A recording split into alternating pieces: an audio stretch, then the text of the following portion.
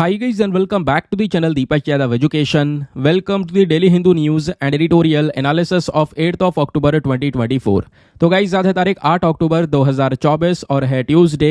देखेंगे आज के द हिंदू कंप्लीट न्यूज़पेपर को एनालाइज करेंगे। बट लेक्चर में आगे बढ़ने से पहले अगर आपको इस लेक्चर का पीडीएफ चाहिए तो क्या करना है, सबसे पहले डाउनलोड करना है टेलीग्राम, देन उसके बाद जाके सर्च बॉक्स में टाइप करना Deepak Yadav education UPSC. As you can see guys आपको ये वाला चैनल मिल जाएगा, इस पर क्लिक करना और जाकर इस चैनल को ज्वाइन कर लेना। यहाँ से आप डेली बेसिस पे इस लेक्चर के पीडीएफ को डाउनलोड कर पाओगे। नाउ हमेशा की तरह हम लोग अपने लेक्चर को एक मैप के क्वेश्चन के साथ स्टार्ट करेंगे। तो आज आप सभी को मैप में जाकर देखना है इंग्लिश चैनल को कहाँ पर है एग्जैक्टली लोकेटेड, इसको अच्छे से मैप में देखना। देन उसके बाद आकर नीचे कमेंट सेक्शन में टाइप करना, जिससे कि आप लोग इसको लंबे समय तक याद रख पाओगे। साथ ही साथ एक क्वेश्चन सॉल्व करेंगे जो कि यूपीएससी पैटर्न के ऊपर बेस्ड है। डेली बेसिस पे यहाँ पे हम एक प्रैक्टिस क्वेश्चन को भी सॉल्व करते हैं, क्योंकि हम देख पा रहे हैं वेस्ट एशिया का पूरा रीजन लगातार खबरों में बना भी है।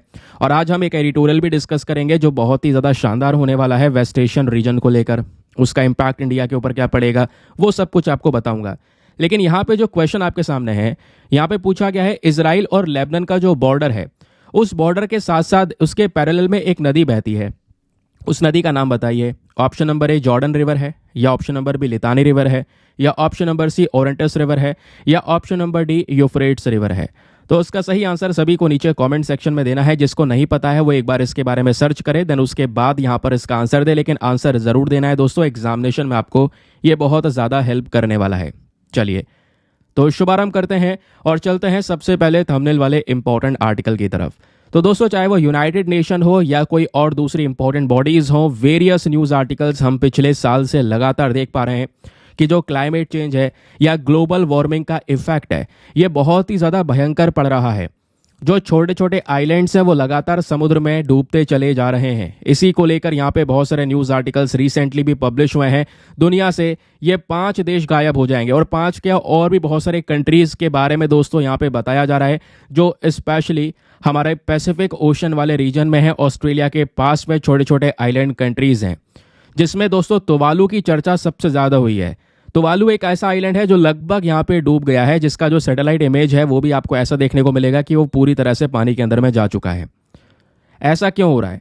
तो चलिए पहले यहाँ पर मैं आपको कुछ बेसिक चीज़ें बताता हूँ। हम लगातार बात करते हैं क्लाइमेट चेंज के बारे में। अब क्लाइमेट चेंज होता क्या है, यानी कि जो टेम्परेचर है, तापमान है, इसका बढ़ना। अब तापमान बढ़ेगा तो जो गर्मी है वो ज़्यादा इंक्रीज होगी। फिर ग्लोबल वार्मिंग का जो इशू है वो देखने को मिलेगा। अब ग्लोबल वार्मिंग से गर्मी बढ़ने की वजह से हम देख पाते हैं जो हमारे ग्लेशियर्स वगैरह हैं वो लगातार पिघल रहे हैं। ग्लेशियर्स के अंदर में मेल्टिंग का प्रोसेस हमें बढ़ता हुआ नजर आ रहा है। तो ग्लेशियर्स जितने ज़्यादा पिघलेंगे तो वो जो पानी बनकर आएगा ग्लेशियर्स पिघलने के बाद में, वो पानी कहाँ जाएगा? सारा का सारा पानी जो हमारा समुद्र के अंदर में है, सी में है, वो वहाँ पे इकट्ठा होगा। अब समुद्र में जब एक्स्ट्रा पानी आता रहेगा ग्लेशियर्स के पिघलने की वजह से, तो समुद्र का जो स्तर है वो यहाँ पे इंक्रीज होगा, जिसको बोलते हैं सी लेवल राइज हो जाना। और अगर सी लेवल यहाँ पर बढ़ेगा तो ऑब्वियस ही बात है कई सारे कंट्रीज़ जिनका एक बहुत बड़ा बॉर्डर लग रहा होगा, जैसे एग्जाम्पल अगर हम इंडिया की बात करें तो भारत का जो पेनिनसुलर इंडिया वाला हिस्सा आपको देखने को मिलेगा, हमारी एक बहुत बड़ी बाउंड्री लगती है समुद्र के साथ में।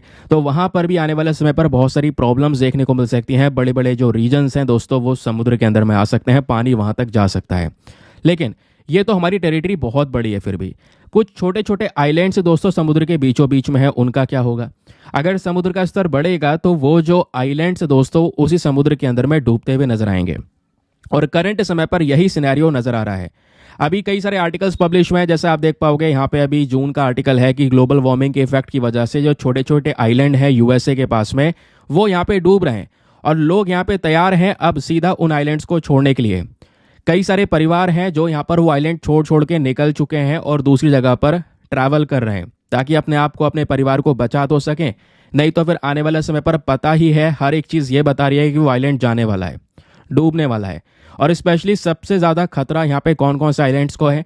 देखो वैसे तो मैंने 5 आइलैंड का नाम वहाँ पे लिखा हुआ है, लेकिन सबसे ज़्यादा खतरे में ये सभी आइलैंड्स आपको दोस्तों देखने को मिल जाएंगे। ठीक है, इन आइलैंड्स को 3 भागों में बांटा गया है, ध्यान रखिए। ये ऑस्ट्रेलिया है, ऑस्ट्रेलिया के ऊपर एक ग्रुप आता है माइक्रोनेशिया का, फिर एक आता है मेलेनेशिया, एंड देन उसके बाद में आता है पॉलिनेशिया।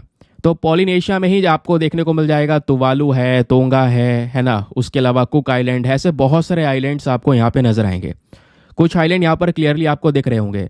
अगर मैं आपको इसको एक मैप में दिखाना चाहूँ और उस मैप में बढ़िया आपको क्लैरिटी मिलेगी, तो दोस्तों कुछ इस तरीके से आप यहाँ पे देख पाओगे। तो ये हमारा इंडिया है। इंडिया से हमें चलना है ऑस्ट्रेलिया की साइड में, तो ये आपको देखने को मिल जाएगा। यहाँ पे ऑस्ट्रेलिया है, तो ऑस्ट्रेलिया वाले रीजन को करते हैं जूम। इस तरीके से आपको ये देखने को मिल जाएगा। अभी हम बात कर रहे थे ना मेलिनेशिया की, वो ये पर्टिकुलर रीजन आपको देखने को मिल जाएगा। माइक्रोनेशिया की बात कर रहे थे, ऊपर ये माइक्रोनेशिया आपको देखने को मिल जाएगा। इसको जूम करोगे तो यहाँ पे बहुत छोटे छोटे आइलैंड्स आज के समय पर प्रेजेंट हैं, है ना। जैसे नाउरू की बात कर रहे हैं, सोलोमन आइलैंड की बात कर रहे हैं, फिर भी ये बहुत बड़ा आइलैंड है सोलोमन, जैसे आप यहाँ पर देख पा रहे होंगे, क्लियरली ये नज़र भी आ रहा है। उसी तरीके से यहाँ पे दोस्तों वनातू है, न्यू कैलिडोनिया है, ये सब आइलैंड्स आपको नजर आएंगे। फिजी आपको दिख रहा होगा। अभी सबसे ज़्यादा जो चिंता है दोस्तों वो तुवालू को लेकर है। तुवालू लगभग डूब गया है। यहाँ पे आप देख पाओगे क्लियरली कुछ इमेजेस भी आपको नहीं देखने को मिलेंगी, ठीक है। ये यहाँ पर आपको साउथ पैसिफिक ओशन में तुवालू देखने को मिलेगा। छोटा सा आइलैंड है, डूब चुका है। इसके आसपास ऐसे बहुत सारे आइलैंड्स हैं दोस्तों यहाँ पर जो डूब चुके हैं। लगभग थोड़े थोड़े रीजन्स यहाँ पे बचे हुए हैं, आने वाले समय पर वो भी डूब जाएंगे, ठीक है। तो ये आपको वो पर्टिकुलर रीजन देखने को मिल जाएगा, मेलिनेशिया, इसके ऊपर माइक्रोनेशिया, और ये हो गया हमारा पॉलिनेशिया, जिसको हम लोगों ने दोस्तों अभी यहाँ पे इस मैप में डिस्कस किया है। रीजन क्या है वो हम लोगों ने यहाँ पर काफ़ी डिटेल से समझ लिया है। आई होप इसके बारे में क्लैरिटी मिल चुकी है। आगे बहुत सारे न्यूज़ आर्टिकल्स इस टॉपिक को लेकर पब्लिश होने वाले हैं, एक एक करके वो सभी चीज़ें हम डिस्कस करेंगे। लेकिन सबसे पहले दोस्तों एक आर्टिकल पर आते हैं जो हमारे हिंदू न्यूज़पेपर के अंदर में पेज नंबर 1 पे प्रेजेंट है, और GS paper number 2 international relations के साथ में आप इसको लिंक कर सकते हैं। आपको याद होगा कल के वीडियो में बहुत ही ज़्यादा डिटेल से मैंने भारत और मालदीव्स के जो रिलेशंस हैं वो डिस्कस किए थे, है ना। बहुत डिटेल से पढ़ाए थे, हर एक चीज़, प्रॉपर लोकेशन, मालदीव्स के बारे में बेसिक फैक्ट्स आपको बताया, क्वेश्चन सॉल्व करवाए। तो दोस्तों आज एक नया अपडेट आ चुका है। मैंने आपको ये बताया था कि जो मालदीव्स के प्रेसिडेंट हैं मोहम्मद मुइज़ू, ये यहाँ पे भारत के विजिट पर आए हुए हैं, और कल मंडे था तो कल पीएम मोदी के साथ में इनकी एक मीटिंग होनी थी। तो पीएम मोदी के साथ में वो मीटिंग हो चुकी है, जैसे आप देख पा रहे होंगे। ये फोटोज़ वगैरह कल के हैं। तो यहाँ पे होता यह है कि भारत ने एक बहुत बड़ा दिल दिखाया है, सच बता रहा हूँ, और वो ये है कि इंडिया ने $750 मिलियन की यहाँ पे हमने एक करेंसी स्वैप डील कर ली है अभी तक मालदीव्स के साथ में, जो एक बहुत बड़ा अमाउंट होता है यार। जिस तरीके से मालदीव्स ने इंडिया के साथ में किया है, अगर हम उसके रिस्पॉन्स में देखें तो उसके हिसाब से, इसलिए मैंने यहाँ पर बोला एक बहुत बड़ा दिल दिखाया है। वैसे अगर हम बात करेंगे तो जो कल के दिन में यहाँ पर ये पूरा मामला सेट हुआ है, इसमें ये बोला गया है मालदीव्स और भारत के बीच में $400 मिलियन का करेंसी स्वैप एग्रीमेंट किया गया है। ध्यान रखिए। नाउ क्वेश्चन नंबर 1 कि सर ये करेंसी स्वैप एग्रीमेंट होता क्या है। हमने बहुत सारी जगह पर ये वर्ड सुना है। देखो बहुत ही सिंपल शब्दों में आपको मैं बताऊं तो इसका मतलब यहाँ पर यह है कि मालदीव्स को हम लोगों ने एक लोन दे दिया है $400 मिलियन का। कितने का? $400 मिलियन का। तो लोन देने से क्या होगा, लेकिन ये लोन दोस्तों मालदीव्स को आसानी से कह सकते हैं कि मिल गया है, और दूसरी बात आसानी से मालदीव्स चुका भी पाएगा, क्योंकि करेंसी स्वैप डील में मेन पर्पस ये होता है कि हमने मालदीव्स को लोन दे तो दिया, अब मालदीव जब ये लोन चुकाएगा, जनरली होता क्या, मालदीव्स यहाँ पे डॉलर्स में लोन चुका था, लेकिन अभी के समय पर इस डील के तहत मालदीव्स को छूट दे दी गई है कि वो लोन चुकाएगा तो सही, लेकिन वो इंडियन रुपीस में चुकाएगा, ठीक है। जो भारतीय करेंसी है उसी में ही यहाँ पर ये पूरा लोन चुका देगा। तो कहोगे लोन तो फिर भी देना है ना, इसमें प्रॉब्लम क्या है? प्रॉब्लम यहाँ पर यह है कि मालदीव्स को काफ़ी आसानी मिल जाएगी, क्योंकि ऑलरेडी मालदीव्स बहुत सारी इंडियन रुपीज़ अर्न कर रहा है। लोग जा रहे हैं यहाँ से मालदीव्स के अंदर में, है ना, घूमने के लिए, टूरिज्म के तौर पर। हालांकि प्रॉब्लम्स हमने काफ़ी ज़्यादा देखी हैं रिसेंटली। तो यहाँ पे लोग जा रहे हैं घूमने के लिए, पैसा खर्च करेंगे, तो जो पैसा यहाँ पे हमसे कमाया है वही पैसा ये हमको वापस से लौटा देंगे लोन के फॉर्म में, ठीक है। तो ये हो गया हमारा करेंसी स्वैप डील के बारे में पूरा कॉन्सेप्ट। आई होप क्लियरिटी आपको मिल चुकी है। 2027 तक यहाँ पर ये रहने वाला है। उसके बाद बोला गया कि जितने भी एग्रीमेंट साइन करे हैं, इसमें सबसे इंपॉर्टेंट चीज़ ये भी होगा कि जो रुपे कार्ड है भारत का दोस्तों, इसको मालदीव्स के अंदर में लॉन्च किया जाएगा। उसके अलावा भारत 700 घर प्रोवाइड करवाने वाला है इंडियन असिस्टेंस के माध्यम से।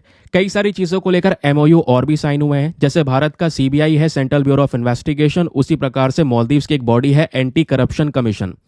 दोनों के बीच में एग्रीमेंट किया गया है कि आपस में मिलकर कॉपरेट करके ये वर्क करने वाले हैं। इतना ही नहीं, जो पीपल टू पीपल टाइज हैं दोस्तों, लोगों के रिलेशंस हमने देखा है पिछले कुछ सालों में काफ़ी ज़्यादा इम्पैक्ट हुआ है, स्पेशली सोशल मीडिया प्लेटफॉर्म पे।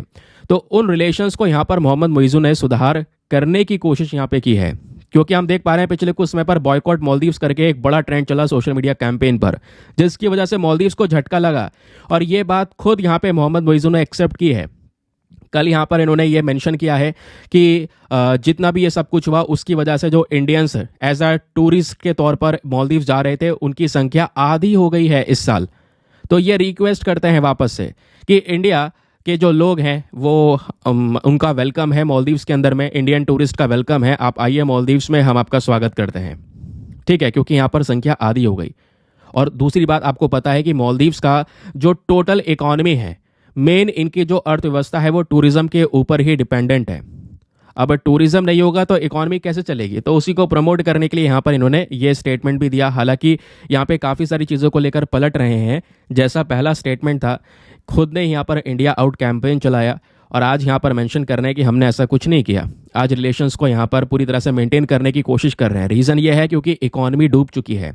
अर्थव्यवस्था को अगर किसी ने नहीं संभाला, भारत संभाल रहा है, नहीं संभाला तो दोस्तों यहाँ पर बहुत बुरा हाल होगा इनका, श्रीलंका जैसा यहाँ पे रिसेंटली हमने श्रीलंका में देखा 2021-22 के अंदर में।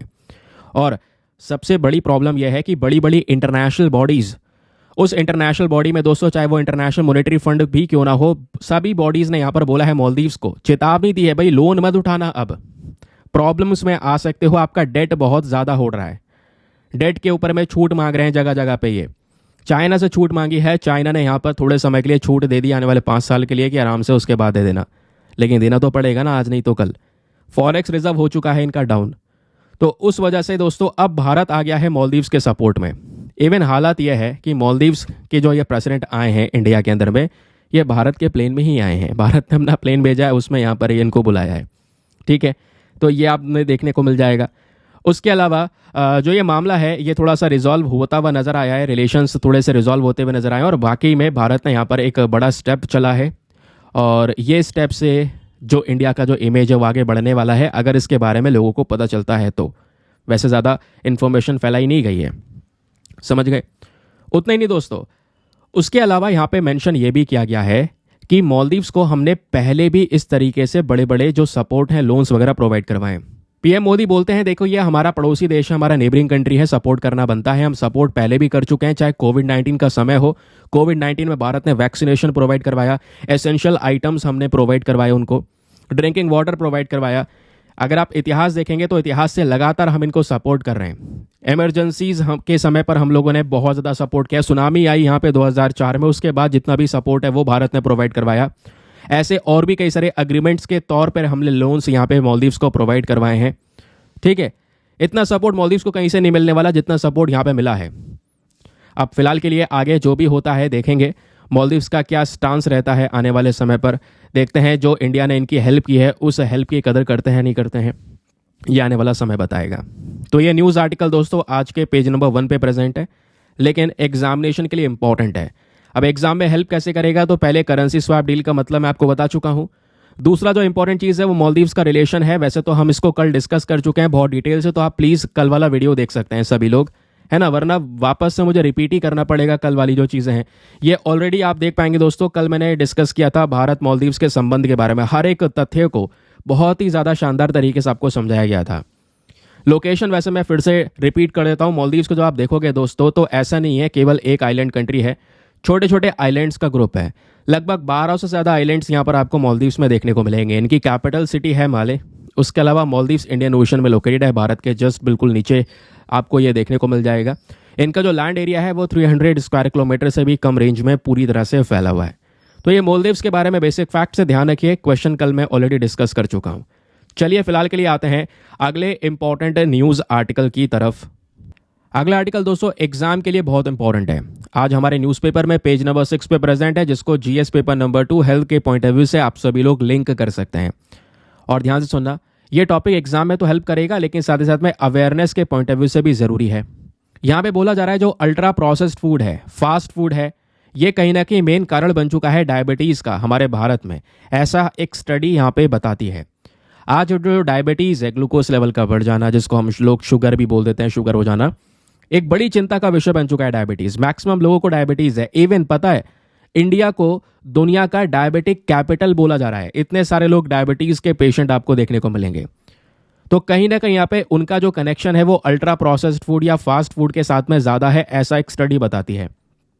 अब मान लीजिए एक इंसान की ऐसी डाइट है जिसके अंदर में AGES जैसी चीज़ें ज़्यादा हैं, यानी कि एडवांस्ड ग्लाइकेशन एंड प्रोडक्ट्स, जिसके अंदर हमारे क्या क्या चीज़ आ जाती हैं, अल्ट्रा प्रोसेस्ड फूड आ जाता है, फास्ट फूड आ जाते हैं। अभी मैं आपको अल्ट्रा प्रोसेस्ड के बारे में बहुत सिंपल तरीके से हर एक चीज़ बताने वाला हूँ। तो अल्ट्रा प्रोसेस्ड फूड दोस्तों बहुत ही ज़्यादा हार्मफुल चीज़ें हैं। इसमें यहाँ पे क्या है, शुगर है, हाई सॉल्ट है, हाई फैट है, और ये सब चीज़ें यहाँ पर आपके बॉडी को पूरी तरह से डैमेज कर रही हैं, है ना। अंदर से बॉडी में कोई फ़ायदा नहीं हो रहा है। ये सब यहाँ पे जो फास्ट फूड है डायरेक्टली आपके इन्फ्लेमेशन के साथ में लिंक होता है, और यही कहीं ना कहीं डायबिटीज़ के पीछे का मेन फैक्टर है, डायबिटीज़ के पीछे का मेन कारण है। ये बात आर्टिकल में मेंशन की गई। और ये जो पूरी स्टडी हुई है इसको फंड मिला था डिपार्टमेंट ऑफ बायोलॉजी टेक्नोलॉजी के साइड से, यानी ministry of science and tech की साइड से, जिसके बाद ये स्टडी हमारे सामने आई है। इन्होंने ये बोला जो आज के समय पर डायबिटीज़ है या प्री डायबिटीज़ आपको देखने को मिलेगा या मोटापा देखने को मिलेगा, ये दुनिया भर में बढ़ रहा है, लेकिन स्पेशली एशिया के अंदर या इंडियंस की बात करेंगे, यहाँ पे बहुत तेज़ी से बढ़ रहा है। लगभग 101 मिलियन इंडिविजुअल्स ऐसे हैं जो डायबिटीज़ के साथ में जी रहे हैं। एशियन इंडियंस की बात हो रही है। तो ये कहीं ना कहीं नंबर इंक्रीज हो रहा है। ये हमारे लिए एक चिंता का विषय है, क्योंकि डायबिटीज़ से अगर यहाँ पे जो लोग हैं उनका जो सोशल एक्टिविटी है वो कम होता हुआ नज़र आएगा। प्रोसेस्ड फूड का कंजम्पशन अगर वो ज़्यादा करते हैं तो उनका जो यहाँ पे प्रोडक्टिविटी है वो कम होगा। अपने कंट्री के प्रति जो कंट्रीब्यूशन है वो यहाँ पर बहुत ज़्यादा कम होता हुआ नज़र आएगा। तो यही रिकमेंड किया गया है कि जब भी आपकी डाइट हो तो उसमें लो एज डाइट के ऊपर में आप फोकस करें। एज में आपको बता चुका हूँ, एडवांस ग्लाइकेशन एंड प्रोडक्ट्स जिसको हम लोग बोलते हैं, जो कि बेसिकली यहाँ पर अल्ट्रा प्रोसेस्ड फूड है, केमिकली प्रोसेस किया जाता है, जिसमें शुगर है हाई कंटेंट में, और उसके अलावा हाई सॉल्ट है या फिर हाई फैट भी आपको देखने को मिल जाते हैं। समझ गए। लेकिन पता है ये जो आर्टिकल है ओवरऑल आपको एग्जाम में हेल्प नहीं करेगा। एग्जाम में अगर कोई चीज़ आपको हेल्प करेगी तो इसके बारे में बेसिक फैक्ट यानी नोट्स बनाना, बेसिक डेटा। तो हम आर्टिकल तो पढ़ते हैं न्यूज़पेपर का, लेकिन न्यूज़पेपर के आर्टिकल के साथ साथ बेसिक चीज़ें भी तो जाननी है। लिखना कैसे है, कैसे नोट्स बनाना है, आइए मैं आपको प्रॉपर वो नोट्स फॉर्मेशन करके देता हूँ, बना के देता हूँ। तो ये देखिए दोस्तों, यहाँ पे हम लोग जानने वाले हैं आज concerns over the consumption ultra processed food. ये आपको बने बनाए रेडीमेड नोट्स मिल रहे हैं सामने। तो पहले यहाँ पे आपको मैं कुछ और रिपोर्ट्स ही बताता हूँ जो हाल ही में काफ़ी ज़्यादा पब्लिश हुई हैं। उन रिपोर्ट्स की बात करेंगे तो वर्ल्ड हेल्थ ऑर्गेनाइजेशन ने और इंडियन काउंसिल ऑफ रिसर्च जो है हमारी, इंडियन काउंसिल फॉर रिसर्च और इंटरनेशनल इकोनॉमिक रिलेशन, ये कुछ बॉडीज़ हैं, इन्होंने हाल ही में भी कुछ रिपोर्ट्स पब्लिश की थी, जिसमें ये बोला कि अगर हम देखें 2011 से 2021 तक तो वाकई में अल्ट्रा प्रोसेस्ड फूड सेक्टर का ग्रोथ बढ़ा हुआ है। और ग्रोथ इंक्रीज होने का मतलब ये है कि वही जो कंटेंट है या वही जो फूड है उसका कंजम्पशन ज़्यादा हो रहा है। जब बात करते हैं प्रोसेस्ड फूड की, तो इसमें क्या क्या चीज़ें होती हैं। जब भी आपसे बोला जाएगा प्रोसेस्ड फूड है तो इसका मतलब क्या होता है, उसमें सॉल्ट यानी नमक, शुगर और फैट, ये तीनों चीज़ें भारी मात्रा में जुड़ी हुई हैं।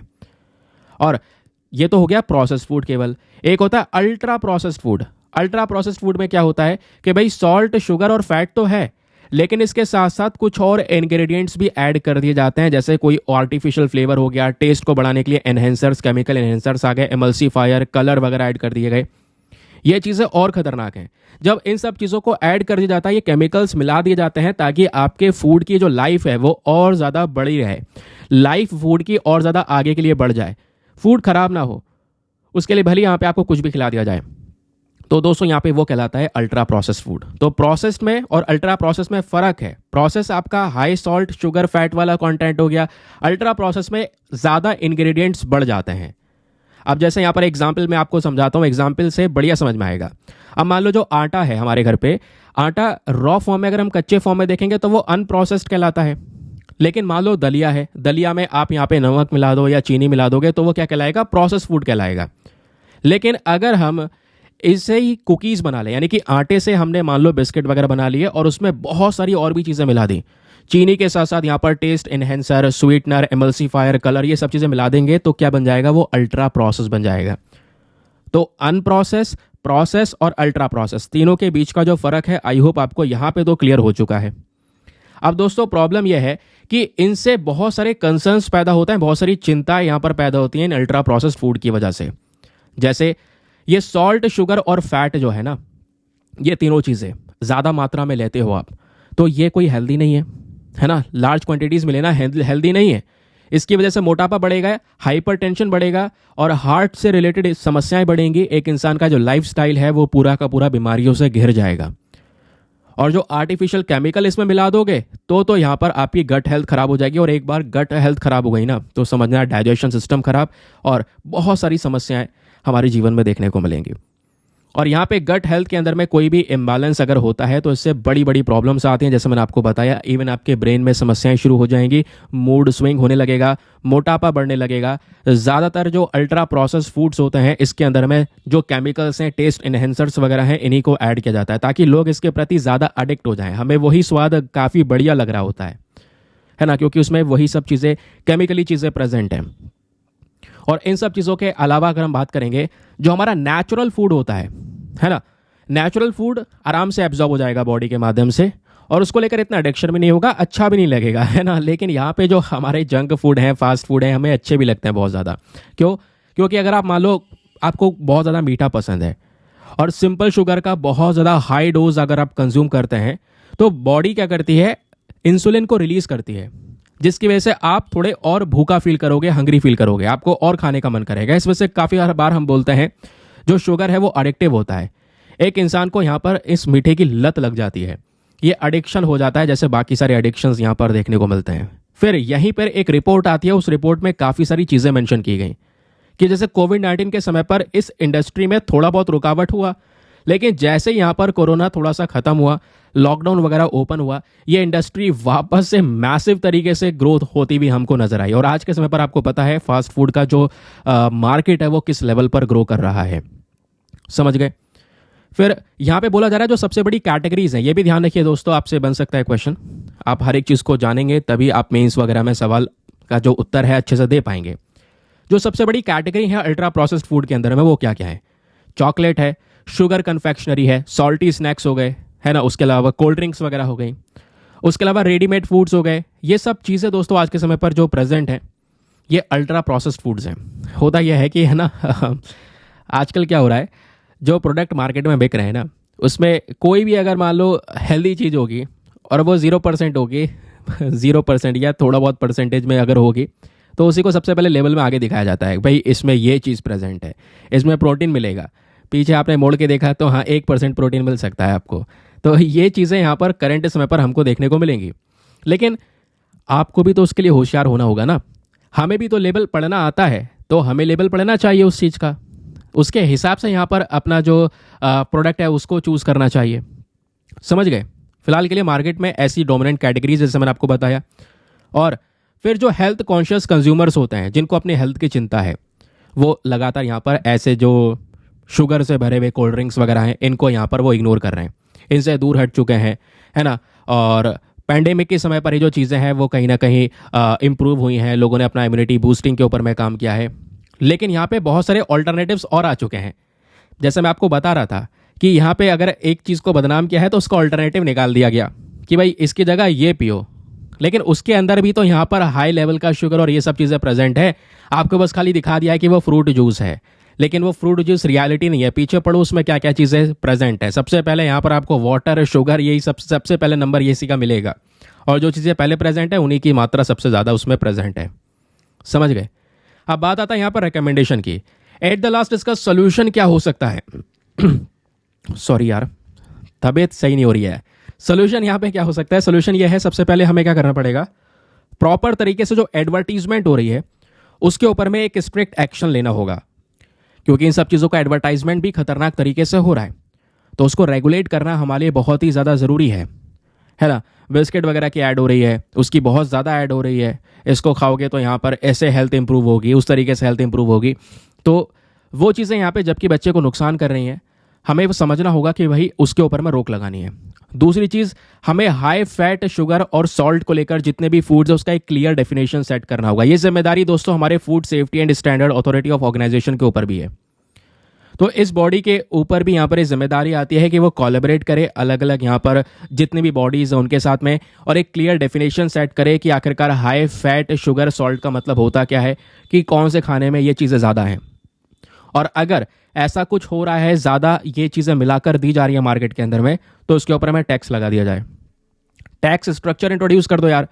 अगर आप टैक्स को बढ़ा दोगे यहाँ पे, तो इससे क्या होगा, इससे यहाँ पर ये जो फूड हैं थोड़े से महंगे हो जाएंगे, लोग यहाँ पे इसको कंज्यूम नहीं करेंगे, है ना। इसकी जगह आप जो दूसरे हेल्दी प्रोडक्ट्स हैं उसको ज़्यादा प्रमोट करो, जिसमें ये सब चीज़ें ज़्यादा ना हो, एक इंसान की हेल्थ इंप्रूव हो सके। तो हमें भी यहाँ पर कुछ ऐसे स्टेप उठाने होंगे। इसके लिए आप प्रॉपर तरीके से जो एक कॉम्प्रहेंसिव न्यूट्रिशन पॉलिसी है, नेशनल न्यूट्रिशन पॉलिसी, इसको लेकर चल सकते हैं। हमें ज़रूरत है पूरे देश के स्तर पर एक बड़ी पॉलिसी, एक नीतियों को लेकर चलना, जहाँ पे अंडर और ओवर न्यूट्रिशन दोनों चीज़ों को टैग करके चलना होगा, दोनों को टैकल करना होगा, है ना। उसके अलावा यहाँ पे हम कई सारे लोगों को ले सकते हैं, उनका कंसल्टेशन ले सकते हैं। कंसल्टेशन के बाद में दोस्तों यहाँ पे एक प्रॉपर डाइट वगैरह यहाँ पे लोगों के लिए बनाया जा सकता है। समझ गए? तो ये काम कर देते हैं तो इससे ज़्यादा बेटर हेल्थ यहाँ पे लोगों की रहेगी। बेटर हेल्थ रहेगी तो बेटर यहाँ पर कॉन्ट्रीब्यूशन वो दे पाएंगे। अदरवाइज वही डायबिटीज़ वाला जो सिनेरियो है वो हमको देखने को मिल जाता है। यार ये डायबिटीज़ होता क्या है? चलिए मैं आपको इसके बारे में थोड़ा बेसिक चीज़ें बता देता हूँ। डायबिटीज़ हमारी एक नॉन कम्युनिकेबल ऐसी डिजीज़ है जो एक इंसान से दूसरे इंसान में फैल तो नहीं रही है, बट डायबिटीज़ होती कब है? जब हमारी बॉडी में जो पेनक्रियास है वो प्रॉपर मात्रा में इंसुलिन को प्रोड्यूस ना कर रहा हो, है ना, या जो हमारी बॉडी है वो अच्छी तरीके से इंसुलिन का यूज़ ना कर पा रही हो। यानी प्रोड्यूस तो हो रहा है लेकिन उस बॉडी जो है वो उस इंसुलिन को यूज़ नहीं कर पा रही है, तो उसको बोलते हैं डायबिटीज़। अब जब बात करते हैं डायबिटीज़ की दोस्तों, टाइप्स ऑफ डायबिटीज़ आपने पढ़ा होगा। एक होता है टाइप 1 डायबिटी और एक होती है टाइप 2 डायबिटी। दोनों के बीच का फ़र्क ध्यान रखिए, मैं आपको यहीं पे शॉर्ट फॉर्म में बता रहा हूँ जिससे लंबे समय तक याद रखेंगे। टाइप 1 वाली जो डायबिटीज़ है वो ज़्यादातर बच्चों में देखने को मिलती है। इस वजह से कई बार हम इसको जुवेनाइल डायबिटीज़ का नाम दे देते हैं। स्पेशली वो बच्चे जिनकी उम्र 14 से 16 साल है उनको ये अफेक्ट करती है। और इस प्रकार की डायबिटी में क्या होता है, जो हमारी बॉडी है वो सही मात्रा में इंसुलिन नहीं बना पाती। मैटर एग्जैक्टली यहाँ पर यह है दोस्तों, जैसे आप ये देख पाएंगे, यह है हमारा बॉडी और ये है पेनक्रियास। इस पेनक्रियास का मेन पर्पज़ है इंसुलिन को बनाना, और इस इंसुलिन का मेन काम क्या होता है, हमारे बॉडी के अंदर में जो शुगर लेवल है इसको रेगुलेट करना, इसको कंट्रोल करना। तो टाइप 1 वाले केस में क्या हो रहा है, टाइप 1 वाले केस में हम ये देख पा रहे हैं कि जो हमारी बॉडी है वो सही तरीके से इंसुलिन का यूज़ नहीं कर पा रही है। Body fail to produce, use नहीं, टाइप 1 वाले केस में जो हमारी बॉडी है यानी हमारा पेनक्रियास है वो इंसुलिन को सही मात्रा में प्रोड्यूस ही नहीं कर पा रहा है। अब प्रोडक्शन नहीं होगा तो भाई शुगर लेवल कैसे कंट्रोल होगा? समझ रहे हो इस बात को? फिर उसके बाद दोस्तों दूसरा जो टाइप 2 डायबिटीज़ होती है, यहाँ पे क्या होता है, जो हमारी बॉडी है ना वो उस इंसुलिन का प्रॉपर तरीके से यूज़ नहीं कर पाती। बॉडी तो इंसुलिन बना रही है, लेकिन पेनक्रियास इंसुलिन बना रहा है, लेकिन यहाँ पे बॉडी प्रॉपर तरीके से यूज़ नहीं कर पा रही है। लेकिन जो टाइप 2 डायबिटीज़ है ये ज़्यादातर लोगों में देखने को मिलता है। जो नॉर्मल डायबिटीज़ है ना, जो लोगों को होता है, मिडिल एज पीपल को, ओल्डर पीपल को, वो टाइप 2 वाली डायबिटीज़ आपको नजर आएगी। और जो ये डायबिटीज़ है इनका असर बहुत बुरा पड़ता है। जैसे अगर किसी को डायबिटीज़ हो भी गया है तो उसको लाइफ टाइम तक चीज़ें मैनेज करके चलनी पड़ेंगी। अपना प्रॉपर ख्याल रखना होगा, डाइट का ख्याल रखना होगा। अगर वो ख्याल नहीं रखते हैं, डायबिटीज़ ऊपर नीचे होती है, तो इससे दोस्तों कई सारे जो ऑर्गन्स हैं उसके ऊपर इम्पैक्ट पड़ता है, चाहे वो किडनी हो, चाहे वो हार्ट हो, ब्लड वेसल्स हो, नर्वस सिस्टम हो, या फिर आइज ही क्यों ना हो। अब आज के समय पर लोगों में डायबिटीज़ नॉर्मल सा केस नज़र आता है। अब ये नॉर्मल सा केस नज़र क्यों आ रहा है? क्योंकि इसके पीछे कई सारे फैक्टर्स आपको देखने को मिलेंगे। जैसे डायबिटीज़ के बढ़ने की पीछे का रीज़न है अनहेल्दी डाइट, जिसके बारे में भी हम डिस्कशन कर रहे थे, ये आर्टिकल पढ़ ही रहे थे ना, ये स्टडी यहाँ पर जो पब्लिश हुई है कि जो अल्ट्रा प्रोसेस फूड है, फास्ट फूड वगैरह है, इससे भी जो डायबिटीज का प्रॉब्लम है वो लगातार इंक्रीज हो रहा है। दूसरा प्रॉब्लम यहाँ पे अगर आप देख पाएंगे अनहेल्दी डाइट के साथ लोगों की लैक ऑफ फिजिकल एक्टिविटी। एक तो पहले से फास्ट फूड का कंजम्पशन हो गया और उसके बाद में कोई एक्टिविटी हो नहीं रही है, घर पे ही बैठे हुए हैं, सही से काम नहीं कर रहे हैं, कोई फिजिकल एक्टिविटी नहीं हो गई, वो कैलोरीज बर्न नहीं हो रही हैं। या फिर अल्कोहल का हार्मफुल तरीके से यूज़ करना, ओबेसिटी, तंबाकू का इस्तेमाल करना, ये सब कारण यहाँ पर बन रहे हैं डायबिटीज़ के आज के समय पर। आई होप आपको यहाँ पर ये पूरा मामला समझ में आ चुका है। ठीक है, तो हमने ये पूरा आर्टिकल भी पढ़ लिया प्रॉपर तरीके से। जो एक्स्ट्रा नोट्स हैं बियॉन्ड दी आर्टिकल वो यहाँ पे फॉर्म करके आपको प्रोवाइड भी करवाए गए। जो डेटा मैंने आपको दिखाया वो सब यहाँ पर आपको पेड ग्रुप में भी मिल जाएगा। पेड ग्रुप में एग्जैक्टली वो कंटेंट आप एज इट इज़ पढ़ भी सकते हैं। चलिए आगे बढ़ते हैं, लेकिन आगे बढ़ने से पहले एक इंपॉर्टेंट इन्फॉर्मेशन, अगर आप लोग हमारे पेड ग्रुप्स को ज्वाइन करना चाहते हैं तो आपके पास में बढ़िया मौका है इसको ज्वाइन करने के लिए। यहाँ पर आपको डेली बेसिस पे करंट नोट्स के पीडीएफ वगैरह प्रोवाइड करवा दिए जाते हैं। फॉर एग्जाम्पल जैसे अभी आपने ये सब डिटेल्स देखी है ना, वो सब आप एज इट इज़ भी पढ़ सकते हैं, ग्रुप के अंदर में आपको प्रोवाइड करवा दी जाती है। और एक सिंपल सा पीडीएफ भी आपको इस ग्रुप में प्रोवाइड करवाया जाता है, एक ऐसा पीडीएफ जिसका प्रिंट आउट वगैरह आप निकलवा सकते हैं, एक ऐसा पीडीएफ जो हिंदी और इंग्लिश दोनों भाषाओं में होता है। एक ऐसा ग्रुप आपको ज्वाइन करवा दिया जाएगा जहां पे आपका सभी करंट अफेयर्स का कंटेंट सिक्योर हो जाएगा। ठीक है, सिक्योर कहने का मतलब क्या है? कहने का मतलब यहाँ पर यह है कि आपका जितना भी पुराना डेटा है, नया डेटा है, एक ही जगह पे स्टोर रहेगा। किसी भी तारीख का PDF उठाओ, डाउनलोड करो, पढ़ो, डिलीट करो, अनलिमिटेड ऑप्शंस आपके पास में अवेलेबल हो जाते हैं दोस्तों, है ना। नोट्स बनाने की टेंशन वगैरह खत्म हो जाती है, क्योंकि सब कुछ बना बनाया आपको ग्रुप में मिल रहा है। टाइम की बहुत ज़्यादा बचत होती है। और ग्रुप को ज्वाइन करने का जो फी पेमेंट है, ऐसा नहीं है बहुत ज़्यादा है, just 499 for the lifetime access. जब तक आपका सिलेक्शन ना हो जाए तब तक आप 499 में इस ग्रुप को ज्वाइन करके रख सकते हैं। ज्वाइन करने के लिए क्या करना है, व्हाट्सएप पर जाना, यहाँ पर आपको एक नंबर दिया गया है 8534873368। इस नंबर पर मैसेज कर देना और लिख देना कि हाँ I want to join this group. वहाँ पे आपको रिप्लाई मिलेगा, पेमेंट का प्रोसेस दिया जाएगा और उससे ज़्यादा इंपॉर्टेंट आपको डेमो वीडियो का लिंक भी मिलेगा। आप पूरे डेमो वीडियो को अच्छे से चेक कर सकते हैं, देख सकते हैं कि मुझको कहाँ पर क्या फ़ायदे हो रहे हैं। अपने आप को कंप्लीटली सेटिस्फाई करने के बाद में जाकर ये इन्वेस्टमेंट आप कर सकते हैं। ठीक है, चलिए दोस्तों, बाकी यार मेक श्योर क्या कर दो, वीडियो पे जो लाइक का बटन है उसको प्रेस कर दिया करो। 5000 लाइक्स का टारगेट है जिसको आप सभी लोग सपोर्ट कर सकते हैं। चलिए अगला आर्टिकल पे आते हैं। आज का बहुत ही ज़्यादा इंपॉर्टेंट आर्टिकल है, आर्टिकल ऑफ द डे भी कह सकते हैं। पेज नंबर 1 पे प्रेजेंट है, GS paper number 3 science and tech के साथ में आप इसको लिंक कर सकते हैं। तो दोस्तों, नोबेल प्राइज़ की घोषणा शुरू हो चुकी है, हर साल होती है इसी टाइम पर अक्टूबर के महीने में। तो 2024 के नोबेल प्राइज़ शुरू कर दिए गए हैं। पहला प्राइज़ दोस्तों मेडिसिन की कैटेगरी में दिया गया है, मेडिसिन नोबेल प्राइज़ 2024। अब जो वनडे एग्जामिनेशन की तैयारी कर रहे हैं उनको नाम तो ध्यान में रखना है, रट जाना चाहिए नाम। एक है दोस्तों विक्टर एम्ब्रोस और दूसरे व्यक्ति हैं गैरी रफकिन। तो विक्टर एम्ब्रोस, गैरी रफकिन, इन दोनों को दोस्तों मेडिसिन नोबेल प्राइज़ 2024 के लिए यहाँ पर सम्मानित किया गया है, ध्यान रखिए। अब सवाल यह है कि आखिरकार इनको ये नोबेल प्राइज़ क्यों दिया गया है। फिर अभी हम नोबेल प्राइज़ के बारे में डिस्कशन करेंगे, क्वेश्चन बन जाते हैं, यूपीएससी ने प्रीलिम्स में सवाल पूछे हुए हैं।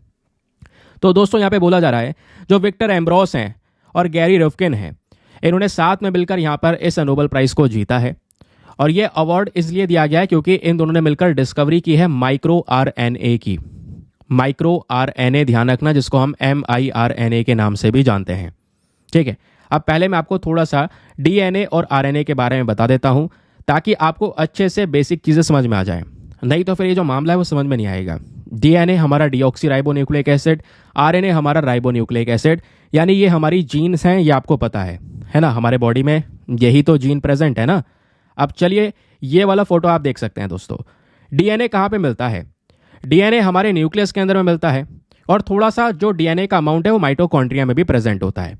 RNA हमारे न्यूक्लियोलस में मिलता है। कहोगे ये सब चीज़ें क्या हैं यार, चलो सबसे पहले ये सुनो। हमारी जो दोस्तों बॉडी है, ह्यूमन बॉडी, वो बनी है सेल्स से मिलकर, कोशिकाओं से मिलकर बनी है। अब दोस्तों सेल्स का जब आप लोग यहाँ पर पूरा स्ट्रक्चर पढ़ेंगे तो वो आपको इस तरीके से नजर आएगा। यह है हमारा सेल और ऐसे कई सारी कोशिकाओं से मिलकर हमारी बॉडी बनी हुई है। अब इस सेल में क्या होता है, एक न्यूक्लियस होता है, ये आप देख पा रहे हैं, ये न्यूक्लियस है। इसी न्यूक्लियस में DNA प्रेजेंट होता है। ठीक है, यहीं पर न्यूक्लियोलस आपको देखने को मिल जाएगा।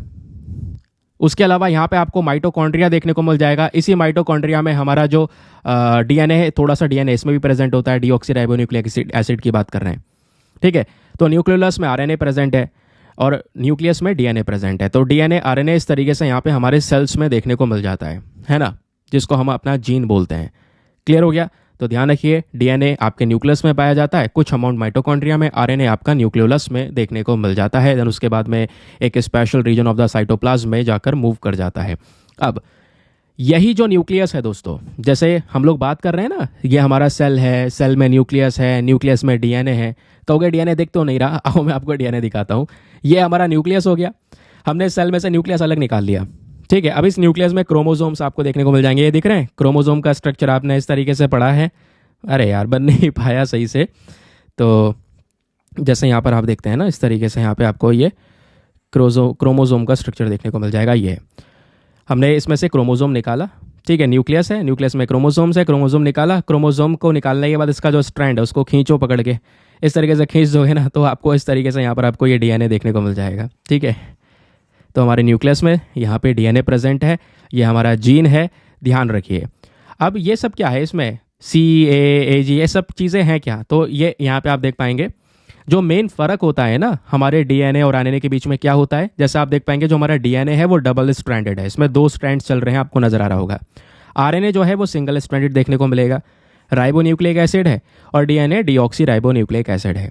फ़र्क क्या है, तो डबल स्ट्रैंडेड सिंगल स्ट्रैंड का फ़र्क है। लेकिन दोस्तों DNA के अंदर में जो पेयर बने हुए हैं, अंदर जो उसके कंपोनेंट्स हैं, ठीक है, इसमें आपका साइटोजाइन है, ग्वेनाइन है। देखिए ग्वेनाइन से साइटोजाइन मिला हुआ है ना, उसके अलावा यहाँ पे साइटोजाइन से ग्वेनाइन मिला हुआ है। इस तरीके से यहाँ पर इनकी पेयरिंग हुई हुई है, इसको बोलते हैं बेस पेयर। ठीक है, यहीं पर आपका एडेनिन थाइमाइन भी ये देखने को मिल जाएगा। जैसे यहाँ पर थाइमाइन से एडेनिन मिला हुआ है, एडेनिन से थाइमाइन मिला हुआ है, तो ये हमारे बेस पेयर मिले हुए हैं। तो बेस पेयर में 4 मेजर कंपोनेंट्स आपको डीएनए में देखने को मिलते हैं, साइटोजाइन, ग्वेनाइन, एडेनाइन एंड थाइमाइन। लेकिन जब बात करते हैं हम लोग आरएनए की, तो आरएनए में भी साइटोजाइन होता है, तो साइटोजाइन डीएनए में भी है। ग्वेनाइन प्रेजेंट है, ग्वेनाइन हमारे डीएनए में भी है। और आरएनए में एडेनाइन प्रेजेंट है, एडेनाइन हमारा डीएनए में भी है। लेकिन आरएनए में जो एक चीज़ फर्क कर जाती है, अलग जो हो जाती है, वो है यूरेसिल। ठीक है, जैसे डीएनए में होता है थाइमाइन, उसी तरीके से आरएनए में प्रेजेंट होता है यूरेसिल। तो उनका यहाँ पर इस तरीके से बेस पेयर देखने को मिल जाता है। आई होप आपको यहाँ पर आरएनए और डीएनए का फ़र्क पता चल चुका है। फ़र्क क्या है ये मैंने आपको बेसिक चीज़ें बता दी हैं, कहाँ पर क्या प्रेजेंट है वो आपको यहाँ पे समझ में आ चुका है। अब दोस्तों यहाँ पे ना डीएनए आरएनए के अंदर में कुछ चेंजेस होते हैं, ट्रांसक्रिप्शन, ट्रांसलेशन, जिससे प्रोटीन बनता है या प्रोटीन का फॉर्मेशन होता है। और इसलिए यहाँ पर हम डीएनए आरएनए की, स्पेशली आरएनए की बात कर रहे हैं, क्योंकि अभी जो यहाँ पर नोबेल प्राइज़ में खोज की गई है वो mRNA से की गई है, ये आपको पता होगा। वैसे आरएनए के अलग अलग प्रकार भी होते हैं। एक होता है हमारा mRNA जिसको बोलते हैं मैसेंजर राइबोन्यूक्लिक एसिड, एक होता है tRNA जिसको बोलते हैं ट्रांसपोर्ट राइबोन्यूक्लिक एसिड।